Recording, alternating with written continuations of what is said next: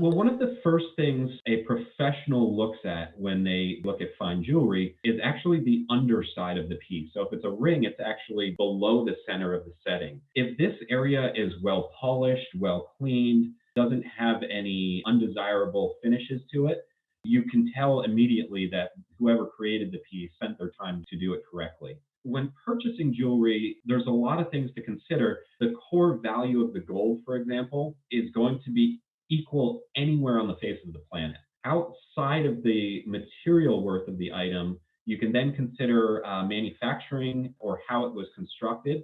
For example, construction wise or manufacturing wise, you could have two rings that are made of 14 karat yellow gold.